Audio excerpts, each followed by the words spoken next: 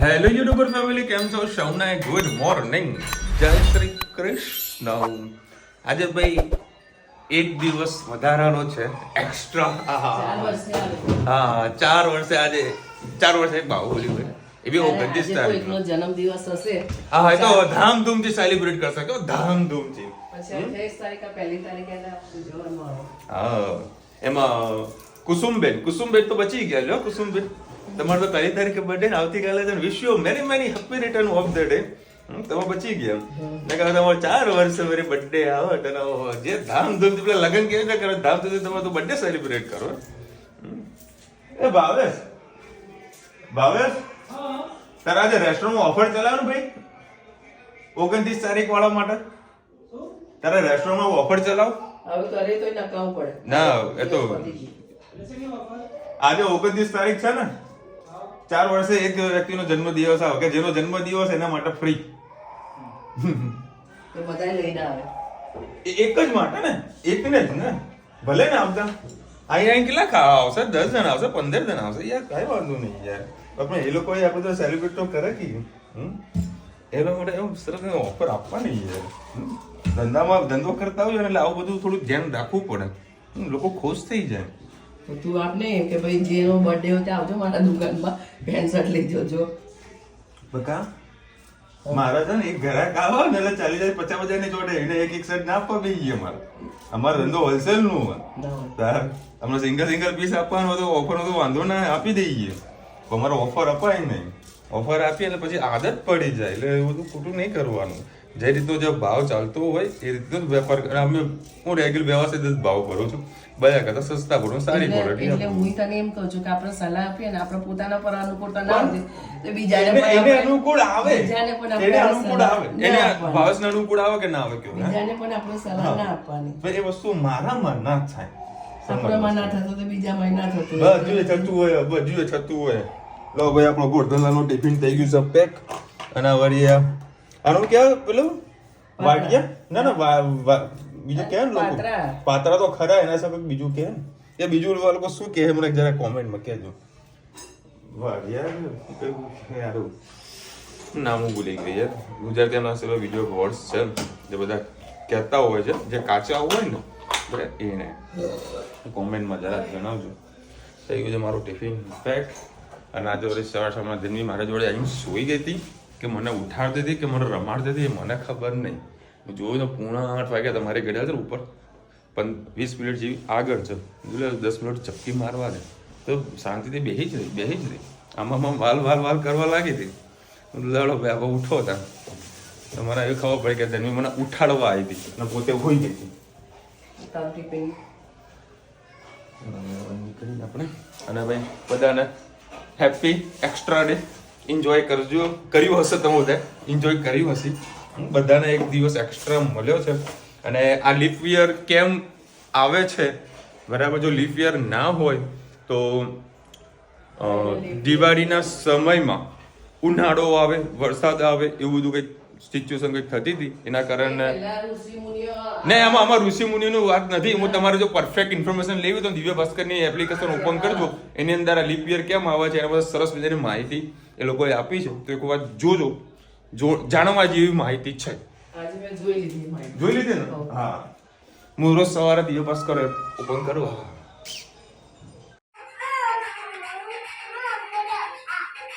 કરો, ચલો માથે મૂકો.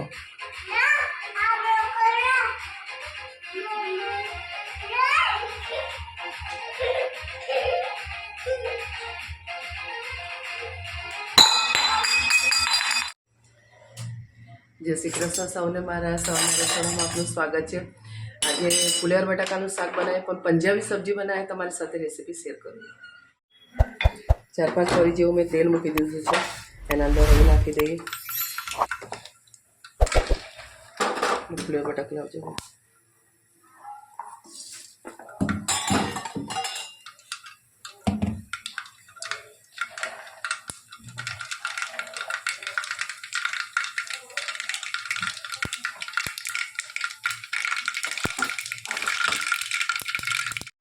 લવિંગ, તજ અને એક લાલ મરચું.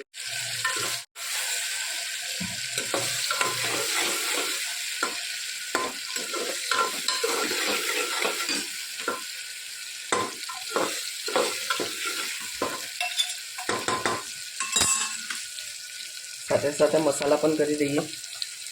2 લીલા મરચાં નાખ્યા, 1 ચમચી લાલ મરચું, જરા ગરમ મસાલો, હિંગ, હળદર, ધાણા જીરું,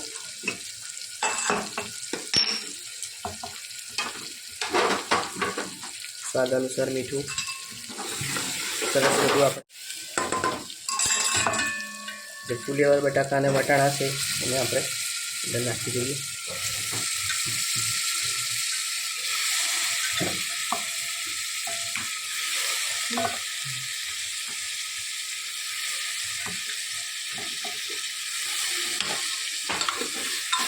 સરસ મિક્સ કરી લઈએ.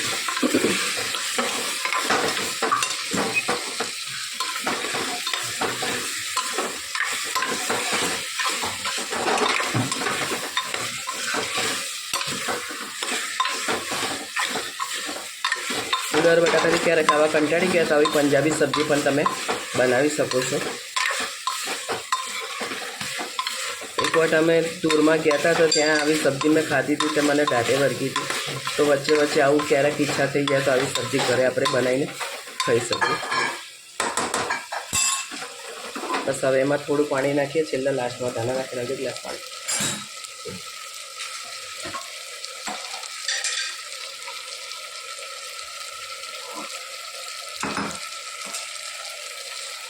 આ થોડુંક રસાવાળું થશે.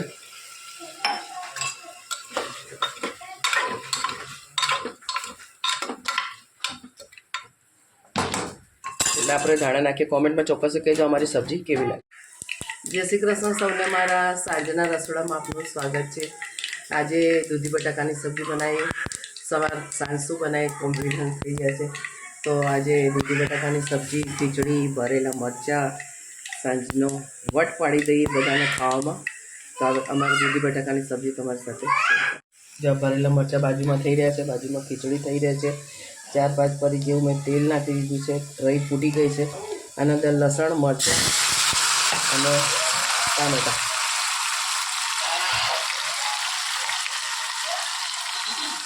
બે લાલ મરચાં નાખવાના રહી ગયા. તમાલપત્ર નાખવાનું રહી ગયું. ધાનો તારામાં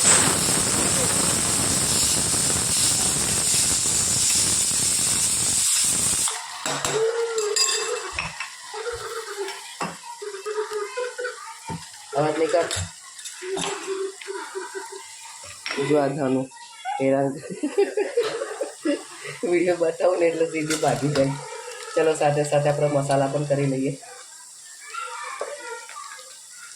હળદર,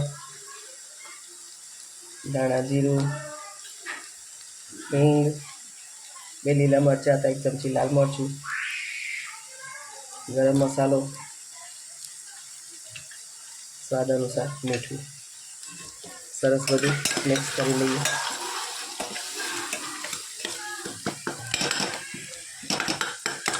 ટામેટા ચડી ગયા એટલે આપણે દૂધી અને બટાકા નાખીએ.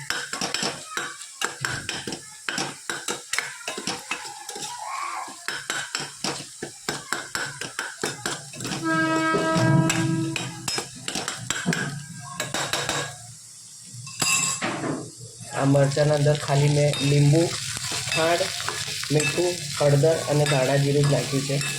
આ રીતે ભરવાથી ખૂબ ટેસ્ટી થાય, કારણ કે મરચાંમાં પોતાની તીખાશ હોય એટલે આમાં મરચું નાખવાનું હોતું નથી. આવી રીતે ફેરો ફેરો કરીએ.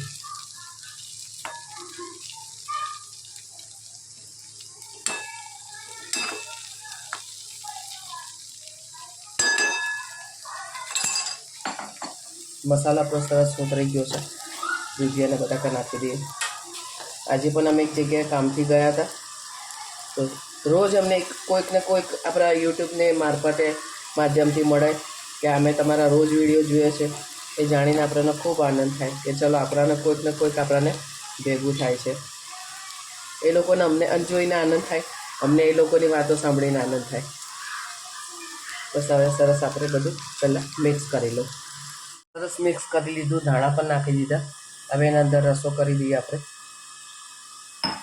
હવે ધીમા તાપે એને ચડવા દઈએ. 3-4 સીટી મારીને આપણે દૂધી બટાકાની સબ્જી તૈયાર થઈ જાય.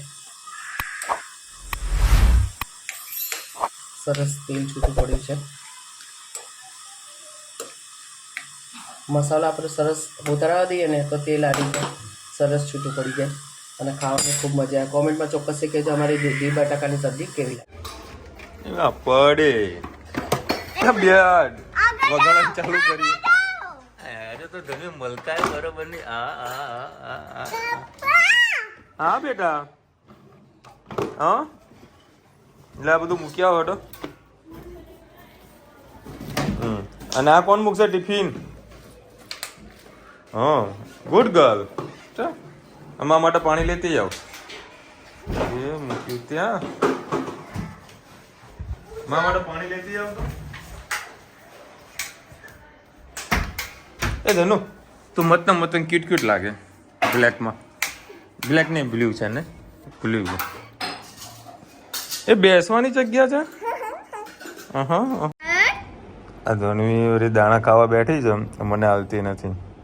મને કાંઈ તોડી આપો, કાઢી ના લ્યું તો હેતને હાલતી નહીં, ના મને આપે છે. એન ભાઈને આપીશ તું? હા હા, જો એક દાણો આપીને તો ખુશ થાય. જો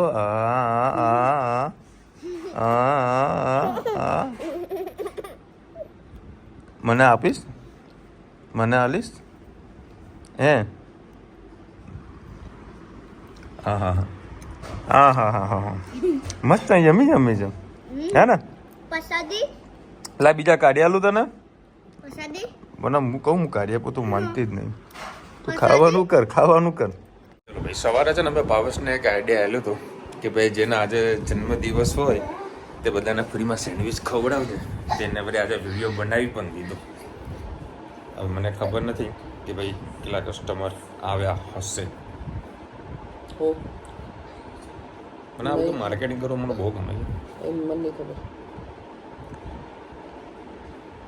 અને અમદાવાદમાં થોડું ઝાંખું કેમ આવે છે? અમદાવાદની અંદર કોઈ પણ પ્રોપર્ટી તમે ભાડે રાખો, બરાબર, તો ત્યાં આગળ સિસ્ટમ એવી છે કે જે દર વર્ષે જે મ્યુનિસિપાલિટી જે ટેક્સ આવતો હોય ને, બરાબર, જેને આપણે વેરો કહીએ છીએ, એ વેરો ભાડવાતને ભરવો પડે છે. બધું ભાઈ એવું તો અમારે મહેસાણા બાજુ કાંઈ નથી. જે દુકાન માલિક હોય એ એનું જ પોતાની પ્રોપર્ટી તો એનો જ ટેક્સ ભરવો પડે. તો અમારે શું લેવા દેવા કે ના? હા, કે ના કે તમે દુકાન વાપરો છો એટલે તમારે ટેક્સ ભરો. બધું ભાઈ મારા વ્યવસાય વેરો હોય, બરાબર, જે પ્રોફેશનલ ટેક્સ આવે, તમે વ્યવસાય કરતા હોય ને તો એનું નગરપાલિકામાં રજીસ્ટ્રેશન કરાવવાનું હોય, એનો ટેક્સ અમારે પે કરવાનો હોય, કારણ કે અમારા ફર્મના નામે આવે, બરાબર. પણ તમે દુકાનના માલિક તમે છો, તમારા નામનો ટેક્સ આવે છે, બરાબર, એ તમારે ભરવું પડે. ના, ભાડવાત જ ભરવું પડે. મારું નસીબ એટલું સારું કહેવાય કે બધી દુકાનો વાળાને 13,000 રૂપિયા ટેક્સ આવ્યો છે. તમે મારી ઓફિસ તો જોયેલી છે ને, આ રૂમ જેવડું ઓફિસ છે, બરાબર, બધાને 13,000 રૂપિયા. મારા નસીબમાં આવે 6,300 જેવો અમાઉન્ટ આવી છે. હવે કંઈક 7,000 રૂપિયા ઓલરેડી એડવાન્સ જમા પડેલા છે, એના કારણે મારો ટેક્સ ઓછો આવ્યો છે. બાકી બધાને 13,000 રૂપિયા. પછી કોઈને સપોઝ મોટી દુકાન હોય ને તો એને લાખ રૂપિયા, 1.5 લાખ રૂપિયા ખાલી ટેક્સ આવે. ભાડું તો અલગ, અને એ આપણે ચૂકવવાનું. દુકાન માલિકને કેટલું સારું કે બેઠો છે ને તો તમને હું મારા ખર્ચા કહું, એક આખા વર્ષનું ભાડું આપી દીધું, પ્લસ એક દલાલી જે ભાડું હોય ને, મારું 1,95,000 જે ભાડું છે ને એનું એક દલાલી લે, દલાલ, બરાબર. પછી 20,000 રૂપિયા તો ડિપોઝિટ એડવાન્સ આપવાની. પછી ભાડા કરાર કરવાનો તેનો ખર્ચો. અહીંયા આગળ ભાડા કરાર મારે 500-600 રૂપિયા પૂરું થઈ જાય, ત્યાં 1,000 રૂપિયા ભાડા કરાર, પ્લસ બીજા અલગ અલગ રેસ્ટોરન્ટ મેન્ટેનન્સ. આમ માથાનો દુખાવો થઈ જાય. વાતે પૈસા આવે. એમાં એક ચા વાળો તો 2 મહિનાથી ચા પીતો તો હું એને રોજ કહેતો તો બિલ લેતો હોય તો બિલ લઈને ના આવે. પછી મને કે વિશાલભાઈ મેં તો લખ્યું જ નથી તમે જ કેટલી ચા પીધી. બધું ભલું થાય તારું.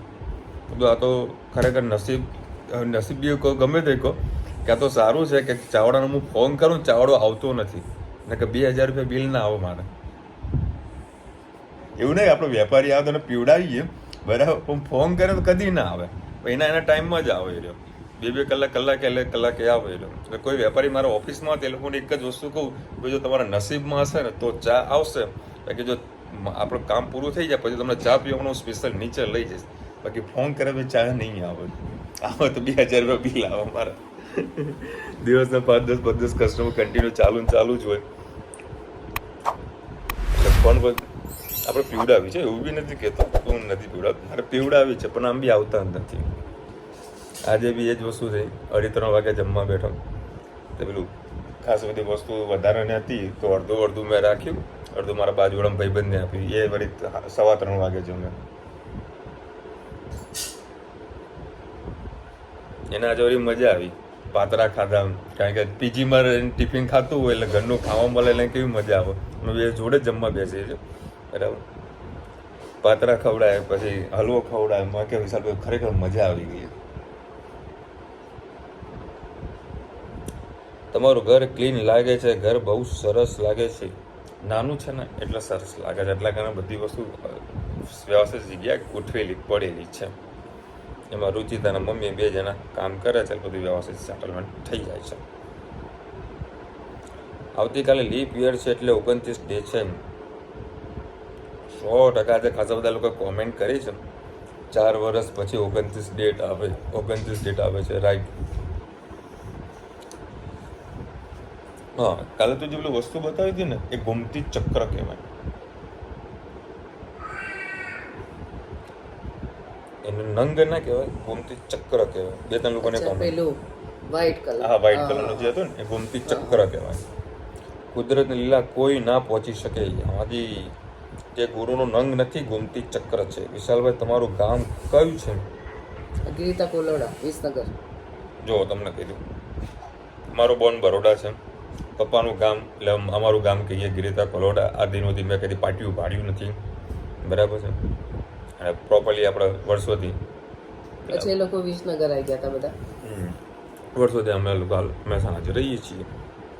એટલે મારું બોન બરોડા છે. મારું પણ બરોડા.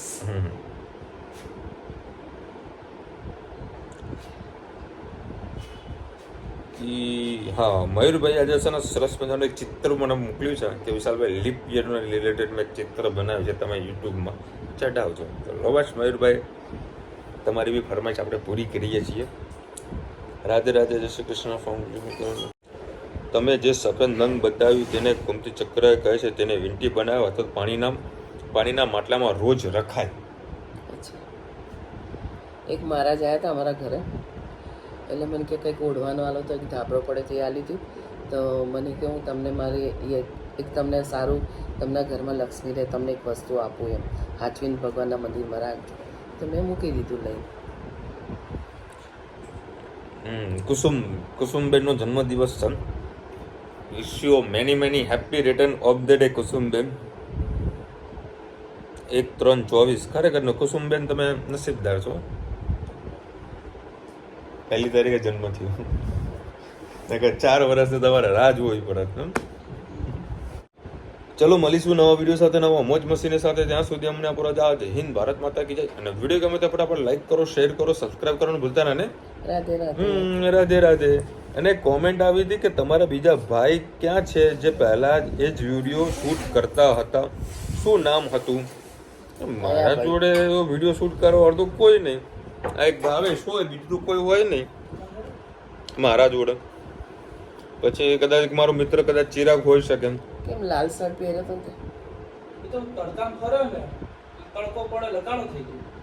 સવારે લાલ શર્ટ પહેરીને ગયો. મેં તો ભાઈ આજે તો વેલેન્ટાઇન ડે છે નહીં, મેં કે આજે ચિંતન નો પહેરે.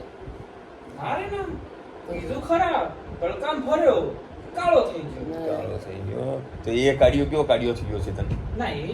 સાંજ લગે 6 વાગ્યા સુધી તો લાલ હતો.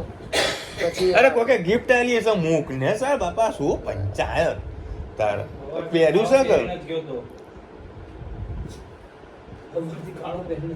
એ લાલને ઉતારી દીધો છે. લાલ શર્ટ પહેરીને ભાઈ નીકળ્યા હતા. મેં કીધું ભાઈ નહીં સારો લાગતો તું મૂક ભાઈ. તો એક બ્લેક પહેર્યું પાછો. મમ્મીના મનમાં કે લાલીઓ લાલ પહેરીને ગયું હોય, પણ લાલીઓ આવ્યો કાળો શર્ટ પહેરીને.